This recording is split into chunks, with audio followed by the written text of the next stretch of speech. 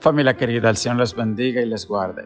El pacto del arco iris, Génesis 9, del 1 al 17. Bendijo Dios a Noé y a sus hijos y les dijo: fructifiquen, multiplíquense, llenen la tierra. El temor y el miedo de ustedes estará sobre todo animal de la tierra y sobre toda ave de los cielos, en todo lo que se mueva sobre la tierra y en todos los peces del mar. En vuestras manos son entregados. Luego del diluvio, dice la Biblia que al salir del arca, el primer acto que hizo Noé fue levantar un altar de oración, de adoración al Señor. Él puso allí un holocausto. La palabra holocausto significa ofrenda quemada. Y entonces dice la Biblia que Dios percibió el olor del holocausto de Noé. De la misma manera, cuando haces una oración, una alabanza, cuando lees la Biblia para ti, para Dios, esto también sube, asciende a la presencia de Dios como un olor fragante. De igual manera, cuando desobedecemos, esto sube delante de la presencia de Dios como olor a pudredumbre. La Biblia utiliza en el Génesis la palabra corrupción, dice, y toda la tierra se corrompió. Cuando la Biblia habla de corrupción, se refiere a pudredumbre. Así que o somos olor grato delante de Dios o olemos a pudredumbre, a muerte. Porque la Biblia dice que la paga del pecado es muerte, ¿ok? Entonces, luego que el hombre sale del huerto del Edén, dice del arca, dice la Biblia que Dios percibe este olor fragante, esta alabanza. Permite a Dios que cada día lo empecemos con una alabanza, con un perfume agradable a Dios, que sin importar cuán ocupado, cuán cargado estemos, tomemos un tiempito para darle gracias a Dios, para decirle, aunque sea como dice ese libro de Benny Hinn, buenos días, Espíritu Santo. Aleluya. Y dice la Biblia que Dios le respondió a Noé. Porque esto es lo lindo, cuando tú ores, cuando lees la Biblia, cuando cantas, prepárate, Dios también a ti te responde. Hay personas que dicen, Dios no me habla, es que tú no le hablas a Él. Y cuando tú le hablas a Él, cuando sacas tiempo para estar en su presencia, la presencia de Dios te visita, se manifiesta. Los judíos le llaman a eso la Shekinah, la presencia manifiesta de Dios. Dios está en todas partes, pero no hace manifestar su presencia en todas partes. Entonces, ahí Él hace manifestar. La Biblia dice, donde están dos o más reunidos en mi nombre, allí estoy yo.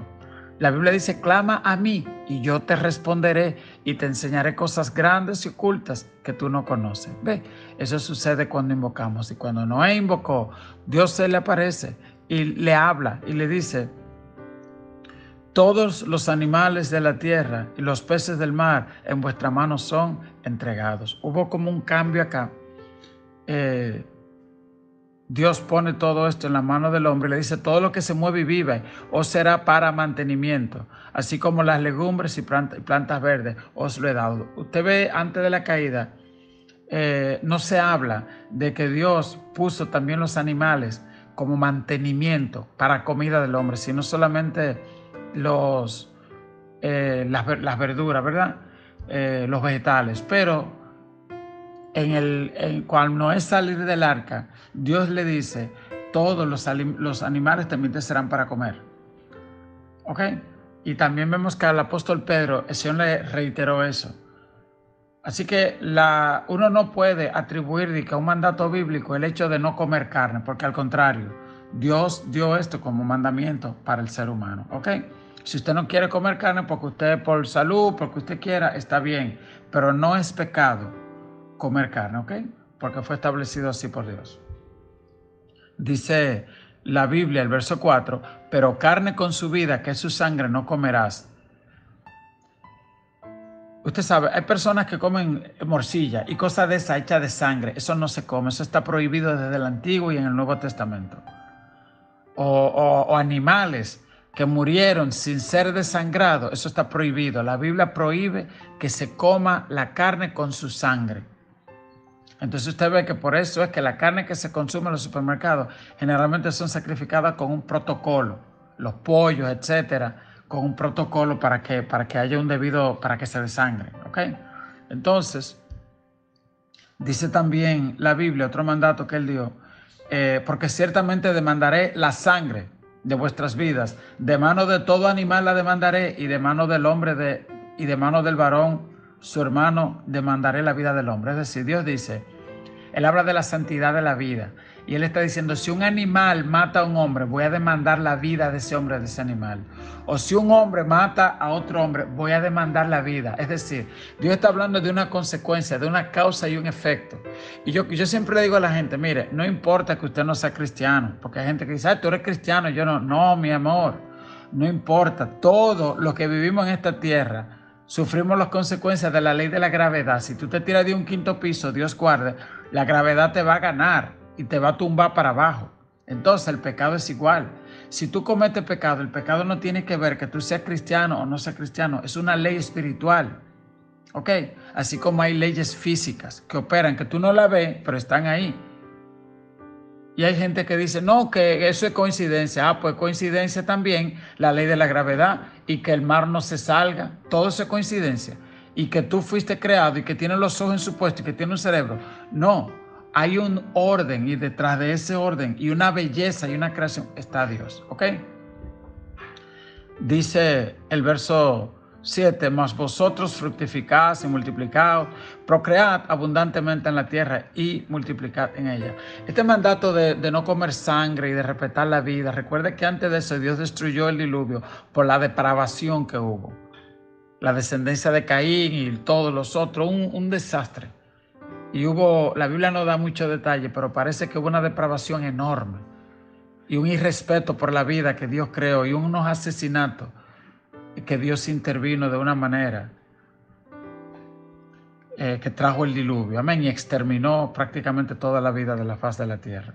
Entonces, dice el verso 8, y habló Dios a Noé y a sus hijos con él, diciendo, he aquí que yo establezco mi pacto con ustedes y con vuestro descendiente después de ustedes, y con todo ser viviente que está con ustedes, aves, animales y toda bestia de la tierra que está con ustedes, desde todos los que salieron del arca hasta todo animal de la tierra. Estableceré mi pacto con ustedes y no exterminaré ya más toda carne con agua de diluvio, ni habrá más diluvio para destruir la tierra. Vamos a ver, pacto. La palabra pacto tiene que ver con un acuerdo legal entre dos partes. No es un contrato. En el contrato, cuando uno de los dos incumple, el contrato se anula. Por eso el matrimonio no es un contrato, es un pacto, porque la Biblia dice lo que Dios juntó no lo separa el hombre. El pacto es eterno. Los hebreos lo ilustran con lo que ellos llaman el pacto de sal. En las bodas antiguas, los dos novios tomaban un puño de sal cada uno y lo mezclaban y decían, como se mezclaron esta sal, si tú puedes identificar cuáles son tus granitos de sal y yo cuáles son los míos, este pacto se puede disolver. De lo contrario, esta unión es para siempre. Otra manera de ejemplificar los pactos fue el que Dios hizo con Abraham, que buscaban un animal y lo partían por la mitad. Ponían a un lado una mitad del animal, al otro lado la otra. Y las dos personas que entraban en el pacto cruzaban por entre medio de las dos piezas diciendo, si alguno de nosotros dos viola este pacto, que quede como este animal su cuerpo partido por la mitad. Así eran los pactos. Entonces, este pacto que Dios hace, dice, yo hago mi pacto con ustedes. Dios no establece una responsabilidad sobre el hombre. Es decir, Dios hace un pacto unilateral. Como Dios sabe que el hombre peca y hace sus cosas, pues Dios hizo un pacto consigo mismo para el hombre. De hecho, si usted ve también la historia de Abraham, que lo vamos a leer más adelante en Génesis, Dios hace un pacto con Abraham y Abraham como que se durmió un poquito y cuando Abraham se despierta, ve que un fuego se pasea entre las dos piezas del animal. Abraham no pasó, solamente pasó el Hijo de Dios. La luz que pasó en medio de las dos mitades fue Jesús. Porque Él tomó sobre su cuerpo el pecado de todos nosotros. Y Él murió en la cruz. ¿Ok? Entonces eso es un pacto y eso es un contrato. Entonces Dios puso una señal de ese pacto que Él hizo, que no iba a destruir más la tierra con agua. Y lo vamos a leer aquí. Dice el verso 9. He aquí yo establezco mi pacto con ustedes y con vuestro descendiente y con todo ser viviente que está con vosotros. El verso 11 dice, y estableceré mi pacto con vosotros, y no exterminaré ya más toda carne con agua del diluvio. Y el 12 nos dice: y dijo Dios: esta es la señal del pacto que yo establezco entre mí y ustedes y todo ser viviente que está con vosotros por siglos eternos. Mi arco he puesto en las nubes, el cual será por señal del pacto entre mí y la tierra. Este arco es el arco iris. Dios dijo: siempre que ustedes vean el arco, lo pongo como una señal de que no voy a enviar otro diluvio. Aunque haya mucho pecado, no voy a enviar otro diluvio. Eso no significa que la tierra va a durar para siempre, porque Dios estableció que será destruida con fuego y azufre luego del último juicio final, ¿ok? Luego del juicio final será destruida con fuego y azufre, pero no va a haber otro diluvio, ¿ok? Sino que Dios envió a su Hijo a la tierra y murió por nuestros pecados, y nosotros le crucificamos. Y está establecido un tiempo cuando Jesús vuelve por su iglesia, que le llaman el rapto de la iglesia. Y luego vienen 7 años de gran tribulación. Y luego viene el milenio. Y luego viene el juicio final. ¿Ok? Y entonces en ese tiempo la tierra será del todo destruida. Pero la iglesia, la gente que le haya entregado su vida a Cristo, pues esas personas van a estar con Él para siempre jamás. Los demás, dice la Biblia en Apocalipsis 20, 21, 22, estarán en el lago de fuego por los siglos de los siglos. Usted dirá: ay, y Dios, un Dios de amor, va a mandar a la gente para el infierno y para el lago de fuego. Bueno, imagínate, si tú eres juez, tú amas a tu hijo, pero si tu hijo, Dios guarde, mata a alguien y tú eres el juez, ¿qué tú vas a hacer? Te lo va a llevar para tu casa porque tú amas a tu hijo. No, tú eres juez. Y eso es lo que pasa. Dios es padre, pero también Él es juez. Y Él tiene que administrar justicia porque Él es el juez de todo el universo. ¿Ok? Bien, y si Él no fuera justo, ni correcto, ni íntegro, el universo fuera un caos. Pero vemos orden y ley. ¿Ok? Esa es la otra parte del carácter de Dios. Es bueno notar que la palabra arco que usa acá, usted ve que el arco iris forma un arco, pero esa palabra en hebreo se usa para arco, el arco que se usa en la guerra. ¿Ok? Entonces, hay algunos teólogos que dicen que esta alusión a la palabra arco de guerra ahí, de los que usan los cazadores, pareciera hacer alusión a que el juicio de Dios terminó y que Él estaba colgando su arco de batalla y que ya no estaba en juicio, en guerra, en conflicto con el hombre por la depravación que hubo durante el diluvio. Un arco colgado habla de un tiempo de paz, ¿ok?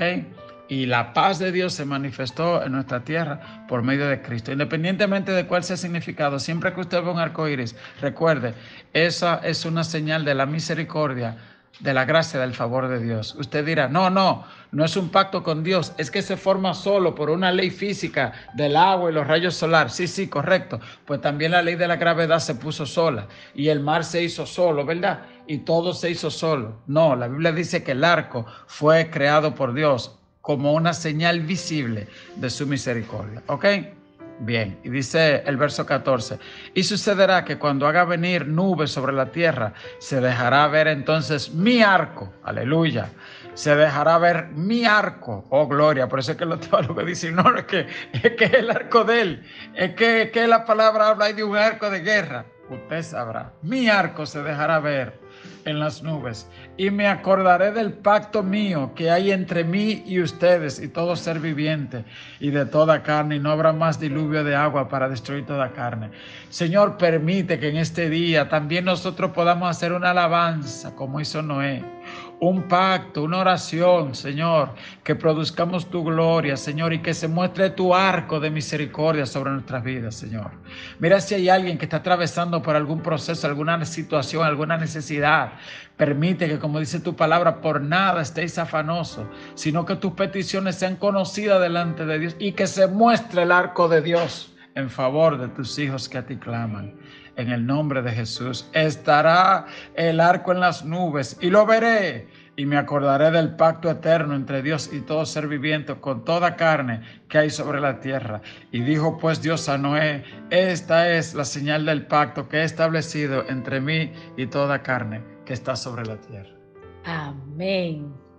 Que Dios les bendiga, que Dios les guarde, Quiero invitarte a decir conmigo esta oración. Dios creador, perdóname porque no entendía cuán valiosos son mis hermanos, quienes fueron creados a tu imagen y semejanza. Dame un corazón lleno de amor por las almas, por aquellas por quienes Cristo ha derramado su sangre preciosa para librarlos de la perdición eterna. Anunciaré al mundo tus bondades y tu misericordia, de la misma manera que el arco iris, señal del pacto que tú has puesto en la nube, declara tu grandeza. Dios te bendiga.